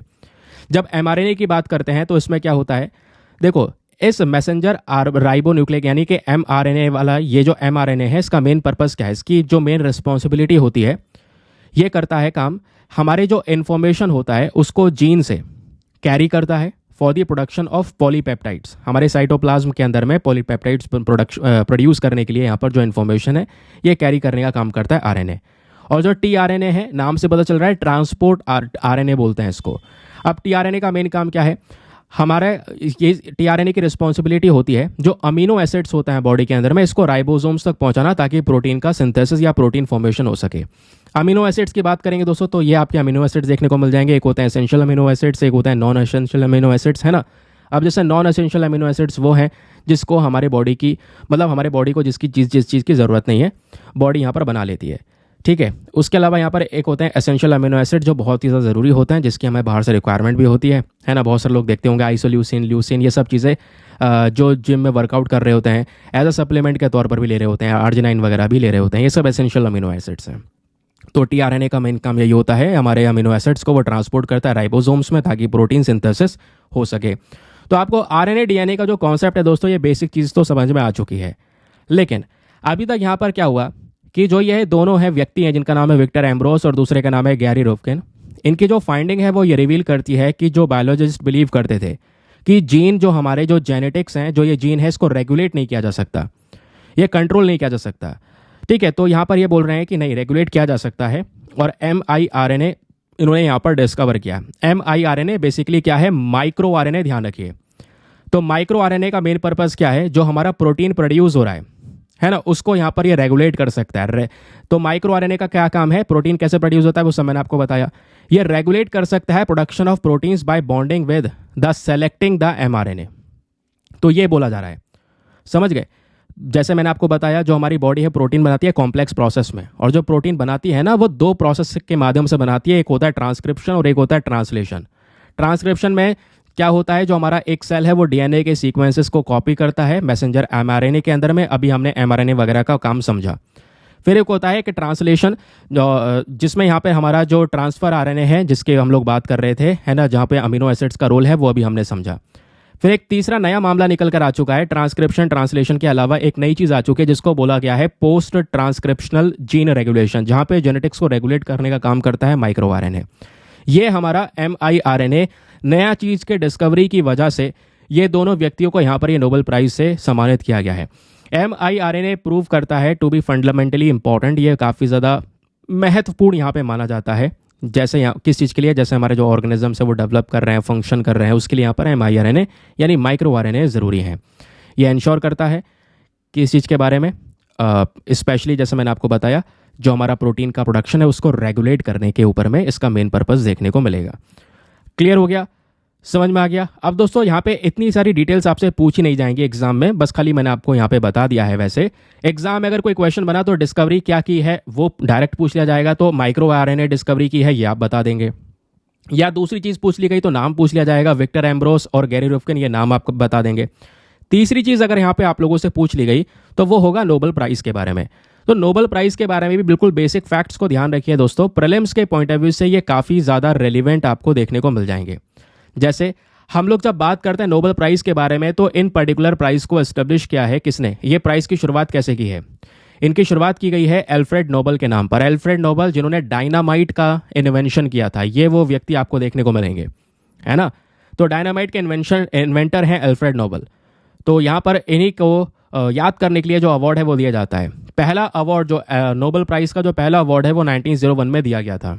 और ध्यान रखिए नोबेल प्राइज़ के जो ये अवार्ड दिए जाते हैं वो आपके इन सभी सेक्शंस में दिए जाते हैं, ठीक है। ये 6 कैटेगरीज में अवार्ड दिए जाते हैं, प्लीज़ इस बात को ध्यान रखिए, बहुत ही ज़्यादा इंपॉर्टेंट पॉइंट है। और एक सेक्शन है फिजिक्स वाला, फिजिक्स की कैटेगरी में यहाँ पर यह अवार्ड मिलता है, ठीक है। फिर केमिस्ट्री की कैटेगरी में अवार्ड मिलता है। फिर फिजियोलॉजी या मेडिसिन की कैटेगरी में, तो फिजियोलॉजी मेडिसिन वाला तो अनाउंस हो चुका है, जिसमें माइक्रो आरएनए को लेकर यहाँ पर यह अवार्ड दिया गया है, जिसको अभी हमने डिस्कस किया। उसके अलावा दोस्तों यहाँ पर लिटरेचर की कैटेगरी में अवार्ड मिलता है, पीस की कैटेगरी में मिलता है, और फिर इकोनॉमिक साइंस की कैटेगरी में भी अवार्ड मिलता है। तो ये 6 कैटेगरीज हमारी हैं, एग्जामिनेशन के लिए ध्यान रखना होगा। फिर इसके अलावा भी कुछ बेसिक फैक्ट्स हैं, जैसे जो ये पूरी प्राइज सेरेमनी होती है, अभी तो अनाउंसमेंट हो गया, अब जो प्राइज सेरेमनी शुरू होगी ये होगी स्टॉकहोम, स्वीडन के अंदर जो जगह है स्टॉकहोम, स्पेशली यहाँ पे। तो अभी अक्टूबर के महीने में इन अवार्ड्स का अनाउंसमेंट हो जाएगा। अब दिसंबर के महीने में दोस्तों ये अवार्ड्स देने शुरू कर दिए जाएंगे। और जो ये पीस प्राइज़ होता है हमारा, ध्यान रखिए, मैं आपको फिर से बोल रहा हूँ, ये 6 प्राइजेज हैं। इन 6 में से अगर आप पीस को हटा देंगे तो बचे बाकी के 5। तो ये जितने भी बचे हुए 5 प्राइजेज हैं, इनको स्वीडन के स्टॉकहोम में दिया जाता है जब सेरेमनी होती है। लेकिन जो हमारा पीस प्राइज़ होता है, ये पीस प्राइज़ दोस्तों स्टॉकहोम में नहीं दिया जाता, ध्यान रखना। ये प्रेजेंट किया जाता है नॉर्वे के अंदर ओस्लो में, लेकिन उसी सेम डे पर, दिसंबर में जो भी दिन चुना जाएगा, जिस दिन पर ये सभी प्राइज़ दिए जाएंगे, तो एक तरफ सेरेमनी चल रही होगी स्वीडन के अंदर स्टॉकहोम में, जहाँ पे इन बाकी 5 कैटेगरीज के प्राइज़ दिए जा रहे होंगे। लेकिन पीस वाला जो प्राइज़ दिया जाता है नॉर्वे के ओस्लो में दिया जाता है, उसी पर्टिकुलर सेम डे पर। यहीं पे क्वेश्चन बन सकता है, यहीं पे हम कंफ्यूज हो जाएंगे। अब कंफ्यूज नहीं होना है, एग्जाम के लिए ध्यान रखिएगा। अब ध्यान रखिए दोस्तों, हर एक जो नोबेल लॉरेट होता है ना, उसको मतलब जिसको भी ये प्राइज़ दिया जाएगा उसको एक गोल्ड मेडल मिलेगा, डिप्लोमा मिलेगा, और प्लस मॉनेटरी अवार्ड भी इसको दिया जाता है। और नोबेल प्राइज़ यहाँ पे जो दिया जाता है, एक इंसान जब जीवित होता है तभी दिया जा सकता है, डेथ के बाद नहीं दिया जाता। जब डेथ के बाद देते हैं तो उसको बोलते हैं पोस्टमसली, बट यहाँ पर आप कह सकते हैं ये डेथ के बाद नहीं दिया जाता है नोबेल प्राइज़। और नोबेल प्राइज़ जो है, लगभग एक नोबेल प्राइज़ 3 लोग शेयर कर सकते हैं। जैसे आप देख पाओगे अभी के समय पर 2 लोग हैं जिनको ये मेडिसिन की कैटेगरी में अवार्ड दिया गया है। तो ऐसे 3 लोगों के बीच में ये शेयर किया जा सकता है, ठीक है। अब थोड़ा सा दोस्तों इंडिया के रेफरेंस में फैक्ट जान लो। सबसे पहला जो इंडियन नोबेल लॉरेट है, सबसे पहले इंडियन नोबेल लॉरेट वो कौन है? वो है रविन्द्रनाथ टैगोर जी। इनको लिटरेचर की कैटेगरी में 1913 में इस अवार्ड से सम्मानित किया गया था। और पहली इंडियन वेमेन नोबेल लॉरेट कौन है? वो है मदर टेरेसा। इनको पीस के लिए अवार्ड दिया गया था 1979 में, ठीक है। तो मैंने आपको बता दिया इंडियन नोबेल लॉरेट पहले कौन है और महिला कौन है, इनके बारे में ध्यान रखिएगा, क्योंकि यहीं से एग्जाम में बहुत सारे क्वेश्चंस बनेंगे। आई होप आपको मजा आ रहा है, हर एक चीज़ अच्छे से क्लियर हो रही है। पूरा न्यूज़पेपर आपका यहाँ पे कवर कर रहे हैं with proper data, proper notes. चलिए अब मैं आपको कुछ क्वेश्चन दिखा दूं, जैसे यहाँ पे पूछे गए हैं। चलो मैं आपको वो भी दिखा देता हूँ। तो दोस्तों ये फोटो तो आप देख चुके हो, उसको मैं पूरा डिटेल्स आपको पढ़ा चुका हूँ, है ना। उसके अलावा यहाँ पे आप देख पाएंगे जैसे यूपीएससी ने साल 2008 में एक क्वेश्चन पूछा। क्वेश्चन क्या था कि जो नोबेल प्राइज़ विनिंग साइंटिस्ट हैं जेम्स डी वॉटसन, ये जाने जाते हैं कौन से एरिया के लिए, यानी कि इनको कौन से एरिया के लिए यहाँ पर इनको ये नोबेल प्राइज़ दिया गया था? तो ऑप्शन नंबर डी, जेनेटिक्स। तो ऐसे क्वेश्चन बन जाते हैं कि कौन से सेक्शन के लिए इनको नोबेल प्राइज़ दिया गया है। और ऐसे ही 2008 में दोस्तों एक और क्वेश्चन आपसे यहाँ पे पूछा गया।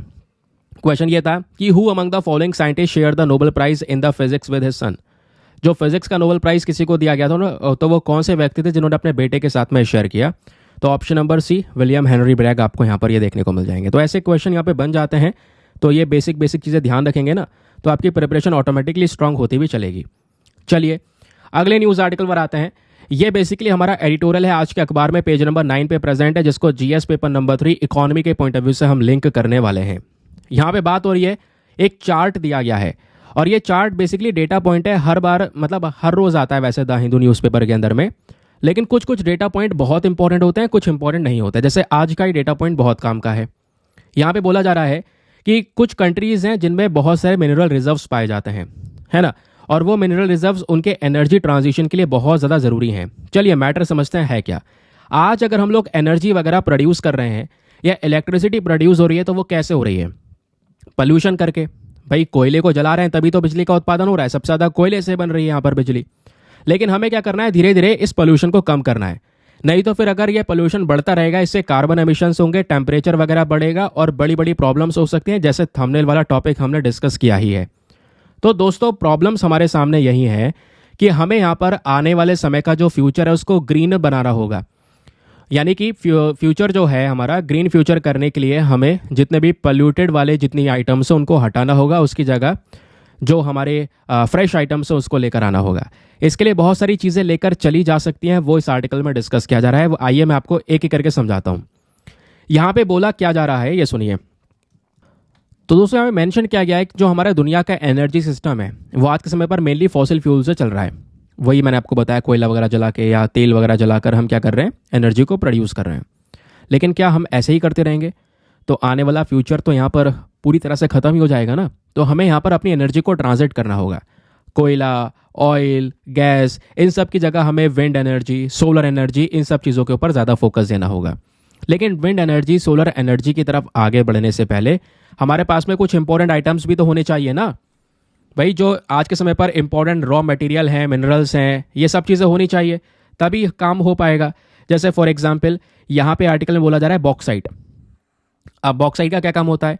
बॉक्साइट एक इंपॉर्टेंट सोर्स है एल्यूमिनियम का। ये बहुत ज़रूरी होता है। जैसे अगर हम बात कर रहे हैं भाई विंड एनर्जी का हम यूज़ करेंगे, तो विंड एनर्जी का कैसे यूज़ करेंगे? तो विंड एनर्जी का यूज़ करने के लिए विंड टर्बाइंस तो बनानी पड़ेंगी ना। सोलर एनर्जी का यूज़ करने के लिए सोलर पैनल बनाने पड़ेंगे, बैटरीज बनानी पड़ेंगी अगर हमें पूरी तरह से ट्रांसमिशन करना है अपने इन प्रोजेक्ट्स को। तो उसके लिए बॉक्साइट सबसे इंपॉर्टेंट सोर्स है दोस्तों। और फिर बॉक्साइट के अलावा दूसरा है क्रोमियम। जब बात करते हैं क्रोमियम की, तो क्रोमियम हमारे जियोथर्मल सोलर पावर के लिए बहुत ज़रूरी होता है। जो आज विंड टर्बाइंस होते हैं, पवन चक्की जिसको कहते हैं हम लोग, उसमें इस क्रोमियम का इस्तेमाल होता है। इतने नहीं, फिर बात आती है तीसरी चीज़ जो है कोबाल्ट। कोबाल्ट का इस्तेमाल किया जाता है इलेक्ट्रॉनिक सेक्टर के अंदर में, ऑयल इंडस्ट्री के अंदर में, है ना। एक इंपॉर्टेंट कंपोनेंट है हमारी जो बैटरीज बनती है, लिथियम आयन बैटरीज। ध्यान रखिए इसमें लिथियम का तो इस्तेमाल होता है, लेकिन कोबाल्ट का भी बहुत ज़्यादा उपयोग किया जाता है। कोबाल्ट के बाद तीसरी इंपॉर्टेंट चीज़ आती है, चौथी इंपॉर्टेंट चीज़ आती है कॉपर, जो इस आर्टिकल में मेंशन की गई है। कॉपर का हम कहाँ पे इस्तेमाल करते हैं? अपने क्रिटिकल एलिमेंट्स के अंदर में, सोलर फोटोवोल्टेक्स के अंदर में, विंड पावर के अंदर में, बैटरी स्टोरेज में यहाँ पर इन कॉपर का यूज़ होता है। फिर आता है हमारा ग्रेफाइट। ग्रेफाइट किस चीज़ के लिए इंपॉर्टेंट है? ग्रेफाइट का दोस्तों हमें यूज़ करते हैं, ये हमारे बैटरी एनोड्स के अंदर में यूज़ किया जाता है ना, इलेक्ट्रिक व्हीकल्स के अंदर में, स्टेशनरी जो बैटरीज होती हैं उसके अंदर में। फिर बात आती है लिथियम। लिथियम के बारे में बताना मतलब सरल सी बात है, सभी को पता है बैटरीज में लिथियम का इस्तेमाल होता है। फिर बात आती है मैंगनीज के ऊपर में, तो मैंगनीज का यूज़ किया जाता है solar and wind power sector के अंदर में। फिर आता है दोस्तों आपका मॉलीबेडनम। तो मॉलीबेडनम बहुत ही ज़्यादा इलेक्ट्रिकल कंडक्टिविटी को यहाँ पर ये सहन कर सकता है, तो हम इसका यहाँ पर यूज़ करते हैं, है ना, हाई इलेक्ट्रिकल कंडक्टिविटी के लिए। फिर बात आता है यहाँ पर निकल को लेकर। तो जो निकल है एक बहुत इंपॉर्टेंट कंपोनेंट माना जाता है लिथियम आयन बैटरीज में, एज अ कैथोड के तौर पर इसका इस्तेमाल होता है। फिर आती है बात रेयर अर्थ की। तो रेयर अर्थ एलिमेंट जो बहुत मुश्किल से मिल रहे हैं, इनका इस्तेमाल होता है यहाँ पे मैग्नेट्स वगैरह में। फिर यहाँ पर आता है एक सिल्वर, हमारा चांदी बचा हुआ है। सिल्वर एक इंपॉर्टेंट रोल प्ले करता है क्लीन एनर्जी के अंदर में। अगेन जो हमारे सोलर पैनल्स हैं इसके अंदर में यूज़ हो रहा है, इलेक्ट्रिक व्हीकल्स में यूज़ हो रहा है। फिर लास्ट में आपको देखने को मिल जाएगा यूरेनियम। यूरेनियम हमारा जो एक प्राइमरी फ्यूल है और स्पेशली इससे न्यूक्लियर एनर्जी का प्रोडक्शन किया जाता है। तो जितने भी मैंने यहाँ पर नाम लिए इन आइटम्स के, ये सब आइटम्स का इस्तेमाल करके हम एनर्जी ट्रांजिशन कर सकते हैं। यानी आज के समय पर जो प्रदूषण वाला इलेक्ट्रिसिटी का यूज़ किया जा रहा है, इसको बदल कर दोस्तों यहाँ पर क्लीन एनर्जी की तरफ बढ़ा जा सकता है बाय यूजिंग दिस आइटम्स। लेकिन इन आइटम्स को लेकर सबसे बड़ी प्रॉब्लम है हमारे पास में। प्रॉब्लम यहाँ पर यह है कि कुछ देशों के पास में ये आइटम सबसे ज़्यादा हैं और कुछ देशों के पास में यहाँ पर ये आइटम्स बिल्कुल भी नहीं है। अब यहाँ पे हम इंडिया का रेफरेंस लेकर भी हर एक चीज़ डिस्कस करेंगे, लेकिन सबसे पहले बात करेंगे बॉक्साइट की। तो बॉक्साइट को लेकर ये वाला बॉक्स आपको देखना होगा जिस पर मैंने यह खुला कर दिया है। यहाँ पे बॉक्साइट को लेकर दोस्तों बोला ये जा रहा है, जो हमारा गिनिया है, वियतनाम है, ऑस्ट्रेलिया है, ये वो देश हैं जिनके पास में बॉक्साइट के सबसे ज़्यादा रिजर्व है। ये नाम आपको दिख रहे होंगे।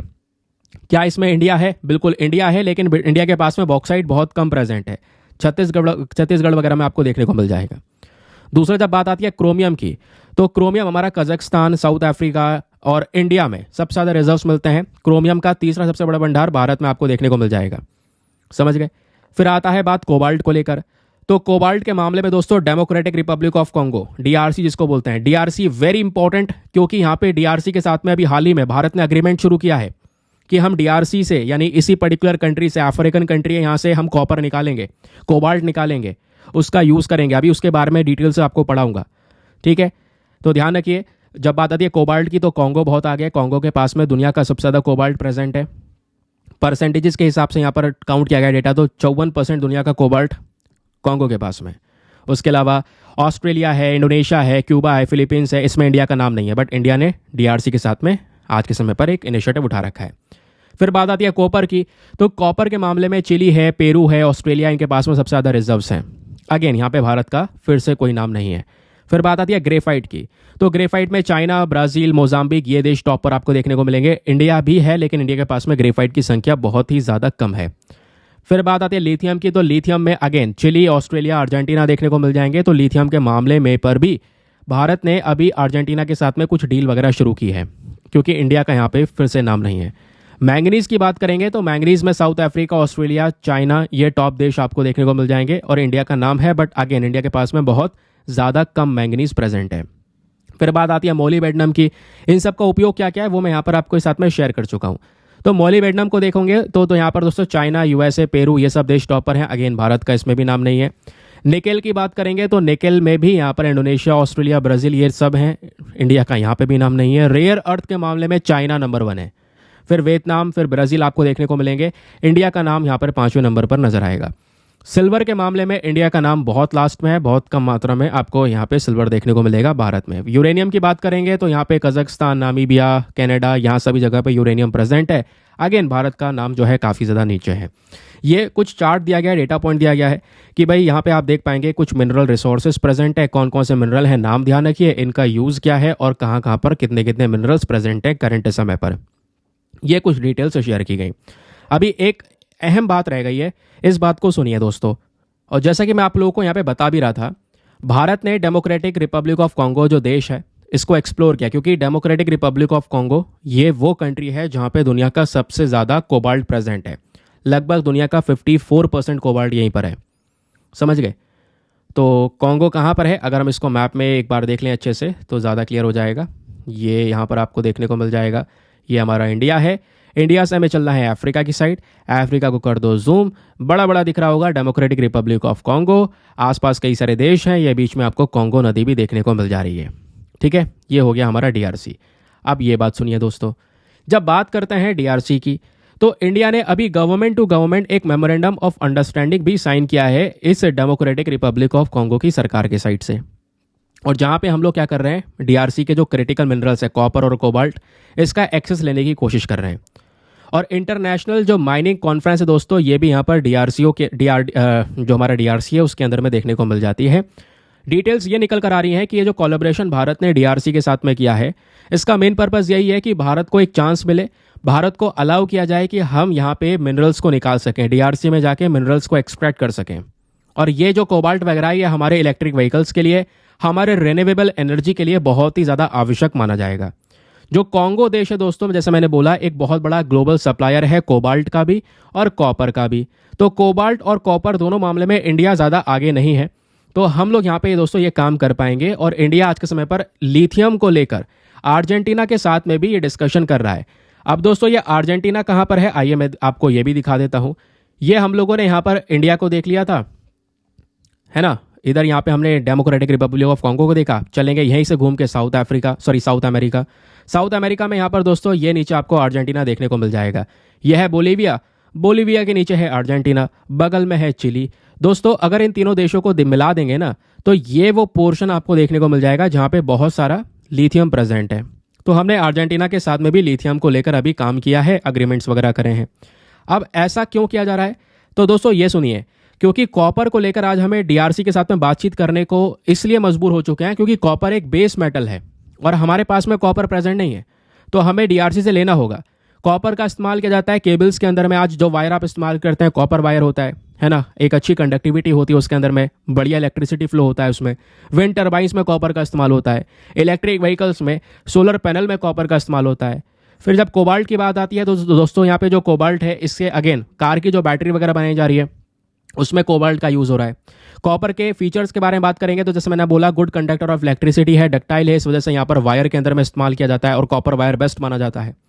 एक इंपॉर्टेंट मेटल है कॉपर, जिसकी हमारी ऑटोमोबाइल इंडस्ट्री यूज़ कर रही है, डिफेंस इंडस्ट्रीज यूज़ कर रही हैं। कॉपर को अगर हम आयरन निकल के साथ में मिला दें तो इससे स्टेनलेस स्टील बन जाता है। ध्यान रखिए, कॉपर के कुछ इंपॉर्टेंट चीज़ें हैं, क्वेश्चन बन सकता है आपसे। कॉपर में आयरन, निकल और क्रोमाइट मिला दो तो स्टेनलेस स्टील बन जाएगा। कॉपर और निकल मिला दोगे तो मोराइल मेटल बन जाएगा। कॉपर एल्यूमिनियम मिला दोगे ड्यूरेल्यूमिन बन जाएगा। कॉपर जिंक मिला दोगे ब्रास बन जाएगा। कॉपर टिन मिला दोगे तो ब्रॉन्ज बन जाएगा। और जो कॉपर ओर होता है, जहां रॉक फॉर्म में होता है, जहां से कॉपर को निकाला जाता है, उसको बोलते हैं ओर। तो ये भी यहाँ पर एंशिएंट समय पर देखने को मिला है। तो कॉपर लंबे समय से यहाँ पर यूज़ किया जा रहा है। इंडिया के पास में कॉपर प्रेजेंट है, लेकिन बहुत ही ज़्यादा लो ग्रेड क्वालिटी का प्रेजेंट है। और आज जो मेजर पार्ट जो सप्लाई हो रही है भारत में कॉपर की, वो USA, Canada, Zimbabwe, Japan, Mexico से हो रही है। और भारत में अगर कहाँ पे प्रेजेंट है तो दोस्तों बेसिक फैक्ट ध्यान रखिए, इंडिया में थोड़े बहुत कॉपर रिजर्व्स हैं। लगभग 46 मिलियन टन के आसपास भारत के पास में कॉपर रिजर्व प्रेजेंट है। और जो ये प्रेजेंट है वो हमारे 3 राज्यों में है। सबसे पहले नंबर पर है राजस्थान, जहाँ पे 50% कॉपर रिजर्व देखने को मिलेगा भारत का। दूसरा है मध्य प्रदेश, जहाँ पे 24% है। झारखंड तीसरे नंबर पर है, जहाँ पे 19% है। बाकी यहाँ पे आप देख पाएंगे बचा कुचा जो 7% बचा, क्योंकि 50, 24, 19 मिला देंगे, ठीक है, 92% हो गया, बाकी 93 हो गया। बाकी जो 7% है दोस्तों, वो आंध्र प्रदेश, गुजरात, हरियाणा, कर्नाटका में देखने को मिल जाता है। मध्य प्रदेश की जब बात करते हैं तो मध्य प्रदेश प्रोडक्शन के मामले में फर्स्ट नंबर पर आता है। फिर राजस्थान दूसरे नंबर पर आता है। झारखंड तीसरे नंबर पर आता है। ये ध्यान रखिए कहाँ कहाँ पर कॉपर पाया जाता है। ये सारी डिटेल्स मैंने आपके साथ में शेयर कर दी हैं, प्रॉपर डिटेल्स नोट्स बना कर दिए गए हैं। तो ये आर्टिकल पढ़ रहे हैं आप, साथ ही साथ में डिटेल लिखते चले जाएं। वैसे ज़रूरत है तो इस ग्रुप को यहाँ पे सीधा ज्वाइन कर सकते हैं, इसके बारे में डिटेल्स मैं आपको बता चुका हूँ। अब बात आती है भारत में जो कोबाल्ट रिजर्व है दोस्तों, वो कहाँ पर है। जब बात आती है कोबाल्ट रिजर्व की, तो कोबाल्ट भी दोस्तों सिल्वर कलर का वाइट मेटल है, जिसका इस्तेमाल होता है यहाँ पर इंडस्ट्रियल यूज़ के लिए। कोबाल्ट का इस्तेमाल करते हैं बैटरीज बनाने के लिए, मैग्नेट्स, एलॉयज वगैरह बनाने के लिए। कोबाल्ट का अक्सर यूज़ किया जाता है दूसरे मेटल्स के साथ मिलाकर। कॉपर या निकल के साथ में कोबाल्ट का हम यूज़ करते हैं। भारत के पास में कोबाल्ट के रिसोर्सेज हैं, लेकिन थोड़े बहुत हैं, वो उड़ीसा के अंदर में प्रेजेंट है। और या फिर कह सकते हैं आज के समय पर देखें तो भारत में कोई ऐसा कोबाल्ट का प्रोडक्शन होता नहीं है। तो कोबाल्ट रिसोर्सेज की ज़रूरत है हमें, लेकिन होता नहीं है प्रोडक्शन। लेकिन रिसोर्सेज तो हैं हमारे पास में उड़ीसा वगैरह के अंदर में। तो कोबाल्ट एक की इंपॉर्टेंट चीज़ मानी जाती है, जिसका बैटरी में इस्तेमाल होता है। तो क्वेश्चन आपसे बन जाए लिथियम इस्तेमाल होता है या कोबाल्ट बैटरी के अंदर में, तो ध्यान रखना दोनों ही चीज़ों का इस्तेमाल यहाँ पे किया जाता है। क्लियर हो गया। तो आर्टिकल बहुत ही ज़्यादा इंपॉर्टेंट है, बेसिक फैक्ट ध्यान रखिए। इसमें कुछ और डिटेल्स भी निकाल कर मैं उस ग्रुप में पोस्ट करूँगा, तो आपको वो भी शेयर करूँगा। कल भी यहाँ पर उसके बारे में और भी डिटेल से डिस्कशन करने वाले हैं। फिर आते हैं अगले न्यूज़ आर्टिकल की तरफ। आज के अखबार का हमारा आखिरी आर्टिकल है, लेकिन बहुत ही ज़्यादा काम का है। यहाँ पे बात हो रही है, ये टॉपिक हमारा पेज नंबर 12 पे प्रेजेंट है, जीएस पेपर नंबर 3 इकोनॉमी से लिंक कर पाएंगे। CERC एक बहुत ही इंपॉर्टेंट बॉडी है। इसका फुल फॉर्म है सेंट्रल इलेक्ट्रिसिटी रेगुलेटरी कमीशन, जो हमारे भारत में इलेक्ट्रिसिटी जो डिमांड है या सेक्टर है, इसको मैनेज करने का काम करती है।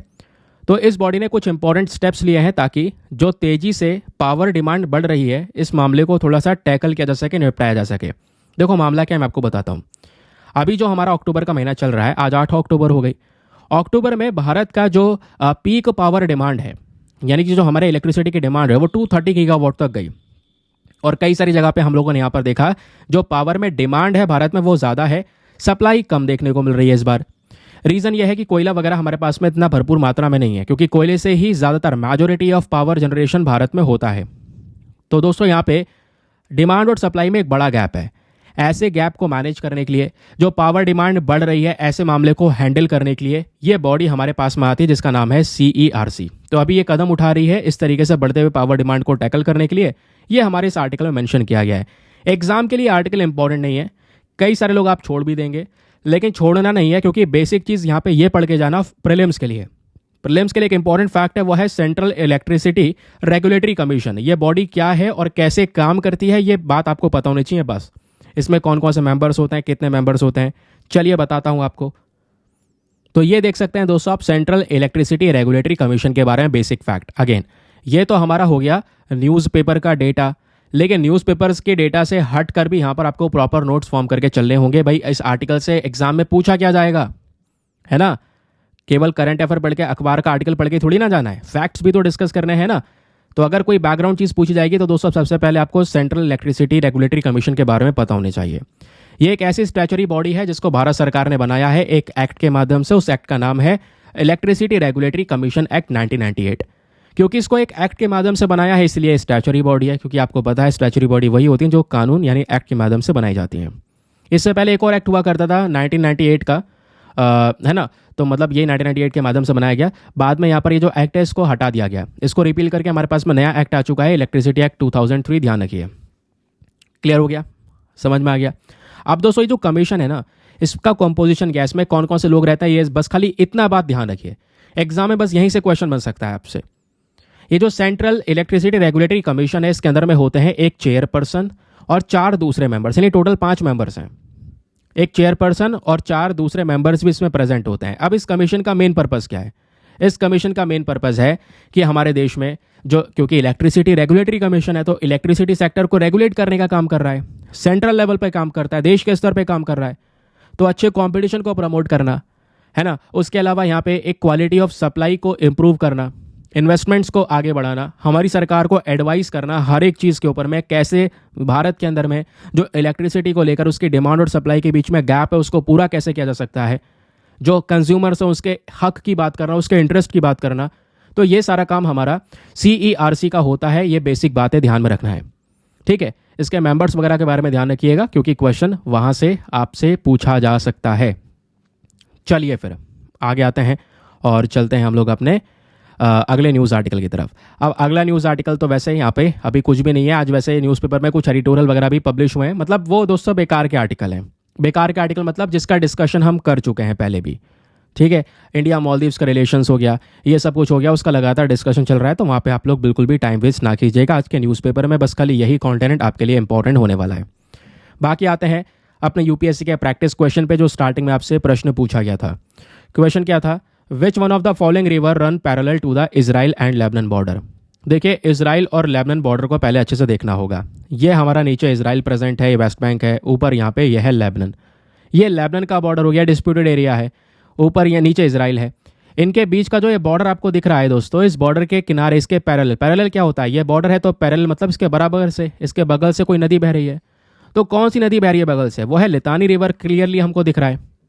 तो ध्यान रखिएगा, इजराइल और लेबनीज बॉर्डर जो यहाँ पर है, इस बॉर्डर के पैरेलल एक नदी बहती है जिसको हम बोलते हैं लितानी रिवर। क्वेश्चन आप लोगों से यहाँ पे बन सकता है इसको लेकर, और क्वेश्चन यही बना हुआ है। तो इसका सही उत्तर क्या हो जाएगा? Option number B, Litani river. Clear हो गया? चलिए अब आगे आते हैं हम लोग अपने प्लेसेस एंड न्यूज़ के क्वेश्चन की तरफ। स्टार्टिंग में आपसे एक जगह देखने को बोली है मैप में, उस जगह को देखिएगा। तो आज आपको देखना है इंग्लिश चैनल को, कहाँ पर इंग्लिश चैनल लोकेटेड है। तो इंग्लिश चैनल दोस्तों आपको अटलांटिक ओशन में देखने को मिल जाएगा। कहाँ पर है? चलिए मैं आपको थोड़ा सा मैप के माध्यम से दिखाता हूँ ताकि आपको मैप के माध्यम से बढ़िया क्लैरिटी मिले। चलिए चलते हैं यहाँ पर सबसे पहले यूके की साइड। ये रहा यूरोप, यूरोप के ऊपर यहाँ पर आपको देखने को मिल जाएगा यूके। ये आप देख पा रहे हैं, ये रहा यूके, यूनाइटेड किंगडम। ये है यूरोपियन यूनियन। यूरोपियन यूनियन से यूके बाहर निकल चुका है, इस वजह से यूके में काउंट नहीं होता है। तो यूके और यूरोपियन यूनियन के बीच में से जो चैनल निकल रहा है इसको बोलते हैं इंग्लिश चैनल। ठीक है, इतनी बात क्लियर हो गई दोस्तों। और यही आपका अटलांटिक ओशन आपको दिख रहा होगा, ये लिखा भी है अटलांटिक ओशन। हमारा ये वाला समुद्र का हिस्सा जो है इंग्लिश चैनल जोड़ता है ऊपर नॉर्थ सी के साथ में। ये बेसिक बात है, ध्यान में रखना, ठीक है। तो क्वेश्चन आपसे बन सकता है कि जो ये चैनल है और नॉर्थ सी है, ये दोनों कनेक्ट हुए हुए हैं। अब ये कनेक्ट कैसे हुए हुए हैं? एक स्ट्रेट के माध्यम से, जिसको बोलते हैं हम लोग क्या, जिसको बोलते हैं स्ट्रेट ऑफ डोवर। ठीक है, एग्जाम में यहाँ से भी प्रश्न आपसे बन सकता है। तो यहाँ पे आपको देखने को मिल जाएगा एक पर्टिकुलर स्ट्रेट। स्ट्रेट क्या बोलते हैं? स्ट्रेट कैसी चीज़ होती है? जैसे स्ट्रेट वो चीज़ होती है जो एक पतला सा छोटा सा रास्ता है, दो समुद्र के हिस्सों को जोड़ रहा होता है। ये हमारा यूके हो गया, ये हमारा यूरोपियन यूनियन हो गया, बीच में इंग्लिश चैनल हो गया। अब इंग्लिश चैनल और नॉर्थ सी दोनों जुड़ते हैं आपस में। कैसे जुड़ते हैं? पतले से स्ट्रेट के माध्यम से। ये वो स्ट्रेट है जिसको बोला जाता है स्ट्रेट ऑफ डोवर। ये आपको यहाँ पे नाम दिख रहा होगा। ठीक है, इतनी बात यहाँ पर आपको क्लियर होगी दोस्तों। एग्जाम में कोई क्वेश्चन बनेगा तो यहीं से बनता हुआ नजर आएगा। उसके अलावा इंग्लिश चैनल के बारे में, यहाँ का टेम्परेचर वगैरह, ये बात यहाँ पर आप इतना ज़्यादा ध्यान में नहीं रखिए क्योंकि एग्जाम में कुछ क्वेश्चन इतना बनेगा नहीं। बाकी हाँ, इंग्लिश चैनल के बारे में ये ज़रूर ध्यान रखिए, दुनिया का बिजिएस्ट शिपिंग एरिया है। यहाँ पे बहुत सारे जहाज़ निकलते हैं क्योंकि बड़े बड़े एरिया को यहाँ पर ये ज्वाइन कर रहा है। क्लियर हो गया? चलिए अब आगे आते हैं अपने प्रीलिम्स वाले क्वेश्चन पर, यानी कि यहाँ से भी एक प्रश्न बन सकता है आने वाले समय पर। वो क्वेश्चन आपका कुछ ऐसा हो सकता है। आपसे पूछा गया जा सकता है कि जो इंग्लिश चैनल है ये जो है ना कौन से वाटर बॉडी को कनेक्ट करता है बताइए। क्या इंग्लिश चैनल नॉर्थ सी, अटलांटिक ओशन या बे ऑफ बिस्को, तीनों में से किसको जोड़ने का काम करता है? तो इसका सही उत्तर है ऑप्शन नंबर ए और बी। यानी इंग्लिश चैनल हमारा नॉर्थ सी को भी जोड़ता है और अटलांटिक ओशन को भी जोड़ता है, जैसे अभी हम लोगों ने मैप में देखा है ना। ये तो क्लियर हो ही गया होगा। ये आपको देखने को मिलेगा इंग्लिश चैनल, ये है हमारा ऊपर नॉर्थ सी जिसको अभी हमने यहाँ पर डिस्कस किया था, ये रहा नॉर्थ सी, ठीक है, और नीचे यहाँ पर आपका अटलांटिक ओशन। तो यही आपसे क्वेश्चन बन सकता है। तो इंग्लिश चैनल नॉर्थ से अटलांटिक ओशन को जोड़ेगा, ऑप्शन नंबर ए आपका 1 और 2 only is the correct answer. ठीक है, आपको लग रहा होगा कि सर आज आपने क्वेश्चन डिस्कस नहीं किया जो आप डेली बेसिस पे एक्सपेक्टेड क्वेश्चन डिस्कस करते थे। हाँ, जानबूझकर डिस्कस नहीं किए हैं यार, मैंने इसलिए डिस्कस नहीं किए क्योंकि उसका कोई फ़ायदा नहीं निकल रहा था। अब आप सोचोगे कि सर मतलब डिस्कस नहीं करोगे, नहीं डिस्कस करेंगे ज़रूर, लेकिन एक इंटरेस्टिंग तरीके से।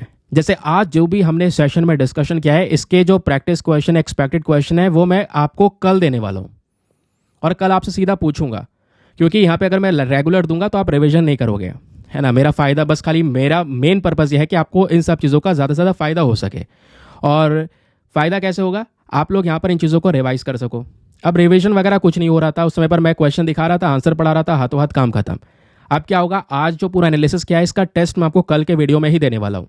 उस टेस्ट को अटेम्प्ट करना, रिवीजन भी हो जाएगा आपको हाथों हाथ, है ना। और रिवीजन होने के बाद एक कॉन्फिडेंस भी बूस्ट होगा, हाँ यार मैंने टेस्ट दिया है आज का।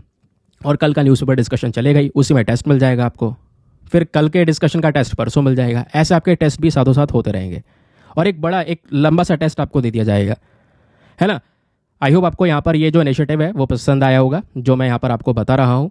आप भी इसके बारे में बता सकते हैं, अपने सजेशन दे सकते हैं। बाकी मिलते हैं आप लोगों से अगले वीडियो में। आज के लिए bye bye, have a nice day, thank you and जय हिंद।